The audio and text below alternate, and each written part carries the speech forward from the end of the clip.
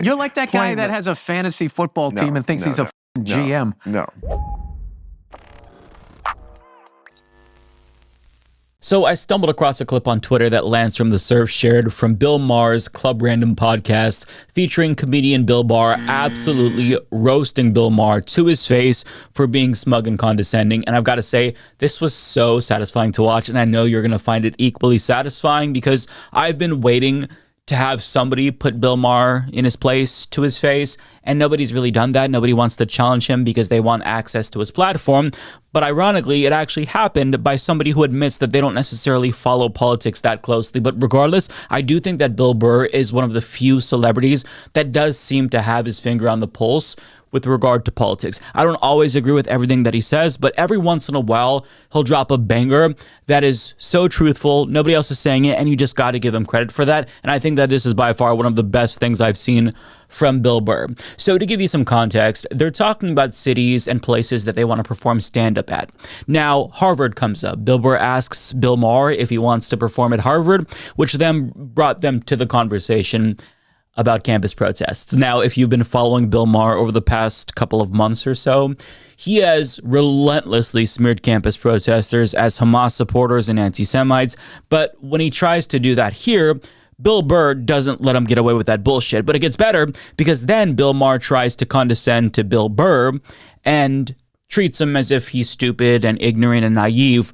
But Bill Burr then proceeds to put Bill Maher in his place, and this is amazing. Have you heard what's going on college campuses these days? I don't watch the news. You don't realize that college campuses erupted with the kids demonstrating for Hamas? They are in with the terrorists. They were for the Palestinians. Well, it's sort of the same cause. Why, are you? I'm on the side of the kids. Yeah, that's easy to say. You know, no one wants to see kids dead. This is a war. That was very brave of you to say that. This is a war. No, I'm the one who's actually brave on this. Pat yourself on the back. It's easy to say I'm for the kids. Who's not for the kids? Well, it comes down to real hard-nosed decisions. Like a country. Stop talking like you're a general. A country got attacked. Israel got attacked. I'm not saying that they didn't have a right to go back. I'm just sitting there going like, how do I look at what? They're the only country in the world that they get attacked, and then as soon as they counterattack, it's like, well, we got to stop this shit now. Don't attack them. There's a very simple solution to all this problem in the Middle East. Stop attacking Israel. Hey, you Stop just solved attacking it. Israel. You just solved it. I actually did. There you go. That's fantastic. Anyway. All right. We don't need to get onto that. Let's go to Russia and the Ukraine. How do you solve that one, Bill? Let me hear your hard-nosed decision about that. Well, let me ask you a question. How is war still legal? With all the shit that's been canceled. Legal. Why is that still fucking legal? Would you like a real answer to that? Because for something to be illegal, you have to have the capacity to enforce it. And you can't enforce against war, or else you have to go to war with the country that's going to war. And we don't want to go to war with Russia over Ukraine. What would be the sense of making it illegal? Oh, that's really going to stop Putin. No. To stop people from going to war, you have to also put boots. Can't sit down and talk it out. Why can't Putin do a podcast with the head guy? Like, you just solved the Middle East on a podcast. Why can't they solve what they're doing on a podcast? This is why this is not your thing. Make some hard-nosed decisions. It's not your thing. It's what you... It is my thing. It isn't your thing. This is not your thing. You're like that guy that has a fantasy football team and thinks he's a fucking GM. No. That's exactly what it is. Like, why am I fucking listening to you like you've done something? What have you done in Washington? Nothing.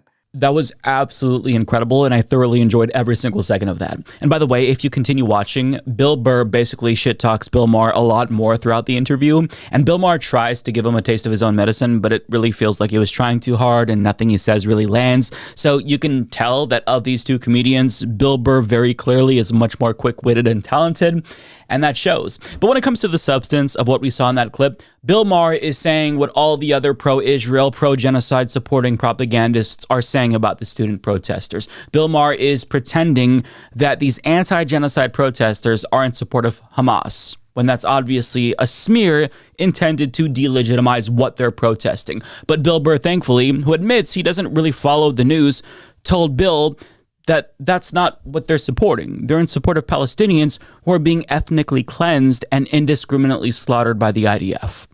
That is what they are outraged about. They're not supporting Hamas and rallying to, defend Hamas. They support the innocent Palestinians being slaughtered by the IDF who had nothing to do with Hamas's attack on Israel. And by the way, we'll get to some more alarming new developments with regard to the Gaza genocide in a moment. But first, I do want to talk through what was said here because I think that it's important to deconstruct this propaganda that we're seeing. So what stood out to me was Bill Burr saying that he's on the side of the kids, which I think is the default position for any reasonable human being, right? He doesn't want to see Palestinian children who are not responsible for the crimes of Hamas get blown up by Israel. And Bill Maher's response to that was, oh, well, that's really easy to say. Nobody wants to see kids dead. But I mean, is it easy to say, though? Because you haven't said that. A lot of people in media won't say that they don't want to see Israel kill kids. We all have to pretend like Israel has a blank check to kill as many Palestinians, including children, as they want to under the guise of self-defense. So you're not saying it. So what you're saying is bullshit. And when student protesters call out Israel killing children indiscriminately, people like Bill Maher say that they're supporting Hamas and that they're anti-Semitic. So I hate that he's pretending as if he actually cares about dead kids, because he doesn't. Bill has expressed no concern for them whatsoever and has denounced anyone who's condemned Israel's atrocities at every single fucking step of the way. Bill Maher supports Israel's genocide, and as a result, he is functionally pro-child murder, and history will remember him as such. So him pretending as if he's on the side of the children and that it's really easy to say that is fucking horseshit. We've got the receipts. We have you on tape, dummy. But he does say what other propagandists and politicians also say.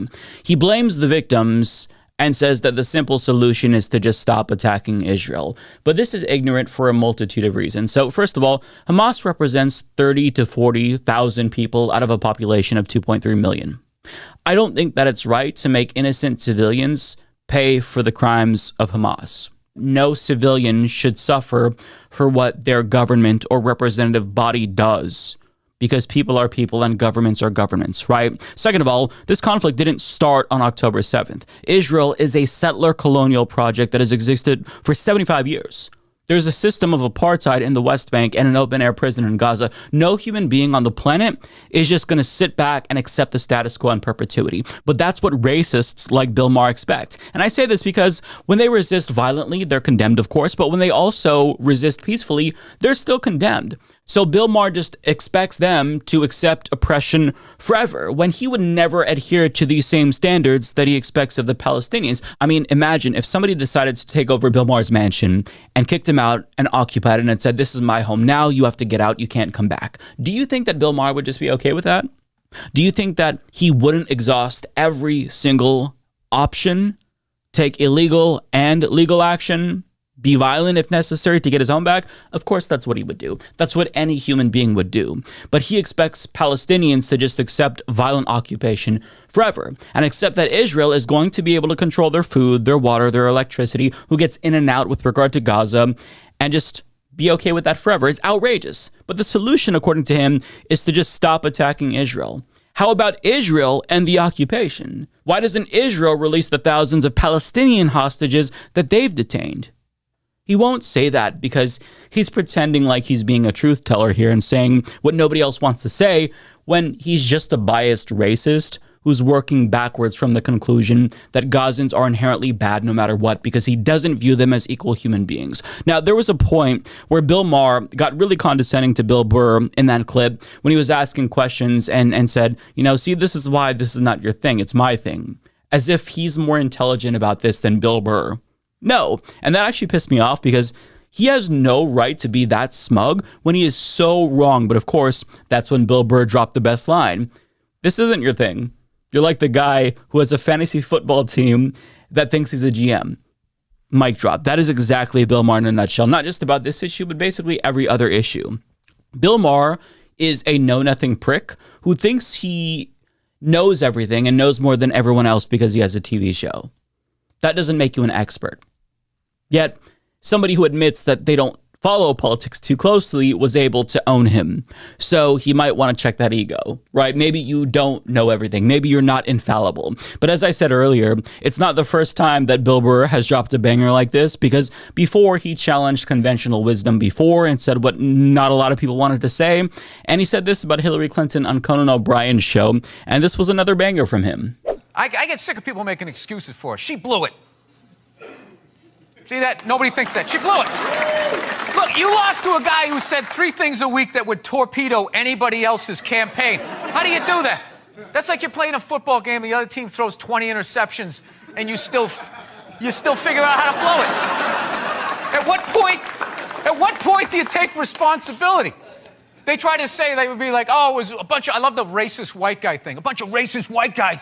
They came out of the forest, and they were just going, Trump, Trump, Trump. It's like, where were all these racist white guys the last 2 elections when they could have voted against a black guy? They were fine. Oh, I don't mind the black guy, but this white lady, we got to stop her. That was an absolute banger, and he was 100% correct. And I think that aired like a year or so after the 2016 election, when everyone was still reeling from Trump's victory, and Hillary Clinton was playing the blame game, saying she lost because of Bernie and Bernie Bros and Russia and James Comey and this and that, sexism. But I mean, she just ran a terrible campaign. And that terrible campaign didn't excite her base and suppress turnout, which is a lesson that Biden should learn from now, given his terrible poll numbers. But aside from that, Bill Burr also challenged Joe Rogan during 2022 when we were seeing peak hysteria over COVID-19 vaccines and masking. And I couldn't find the original clip, so you're going to see one with Sam Cedar in the corner. But nonetheless, here's how Bill Burr challenged Joe Rogan on his own podcast. You want people to walk down the street with a mask on? Let's not start this, Joe. Do you, though? Let's not start this. Okay? Let's start it. I don't want to start this bullshit. I'm not going to sit here with no medical degree, listening to you with no medical degree, with an American flag behind you, smoking a cigar, acting like we know what's up better than the CDC. All I do is I watch the news once every 2 weeks. I'm like, mask or no mask? Still mask? All right, mask. That's all I give a fuck about. There you have it. So Bill Burr definitely deserves his flowers, and I kind of view him in the same way that I view Charlemagne the God, where sometimes I agree, sometimes I disagree, but for the most part, they do seem to have a pretty good read on politics. So in order to really gauge what more casual political observers are thinking, namely people who don't follow politics as closely as you or I do think it's important to hear from people like that who are less engaged in order to get a sense of where the rest of the country is at.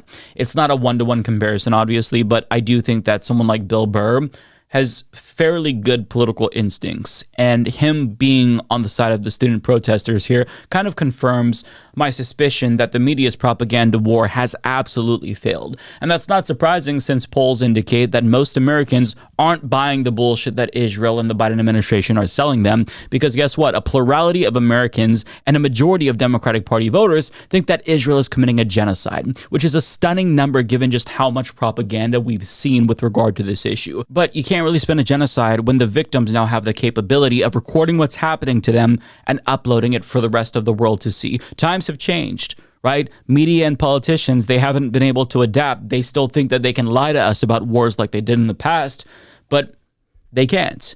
And this opinion of Israel doing a genocide, that's not going to change anytime soon, because things keep getting worse.